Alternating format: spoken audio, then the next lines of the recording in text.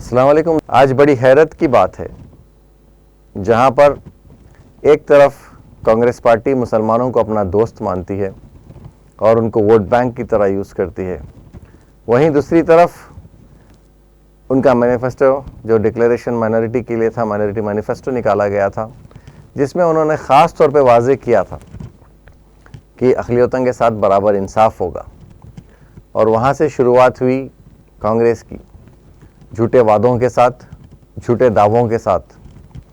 मेरे सामने एक पेपर है जो आपके सामने रखूँगा मैं। ये जो है ना माइनॉरिटी डिक्लेरेशन है कांग्रेस का, जो इलेक्शन से पहले इन्होंने शाया किया और बड़ी शान से कहा कि माइनॉरिटीज़ का बजट 4000 करोड़ किया जाएगा, लेकिन 1 साल का वफ़ा हुआ, नाकाम रहे।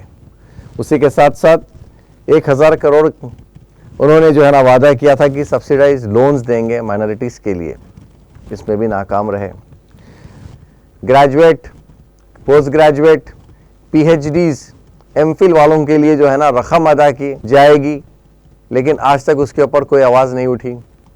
तेलंगाना के मुसलमानों के साथ साथ इन्होंने दूसरे अक़लियती तबक़ों के पंडितों के साथ, ग्रंथियों के साथ, जहाँ पर इन्होंने कहा बाज़ाब्ता मैनिफेस्टो में कि 10 से 12 हज़ार रुपये जो है ना इमाम और मौज़म को, उसमें भी ये बिल्कुल नाकाम रहे।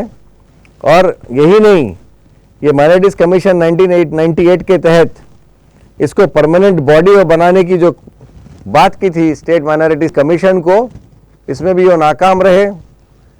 और साथ ही साथ इन्होंने मुसलमान क़ब्रिस्तानों को और क्रिश्चियन ग्रेवयार्ड्स की प्रोटेक्शन के लिए जो है ना वादा किया था, जबकि इनके दौर में क़ब्रिस्तान की हिफाजत तो बहुत दूर की बात है, मसाजिद की हिफाजत भी होना बहुत मुश्किल है।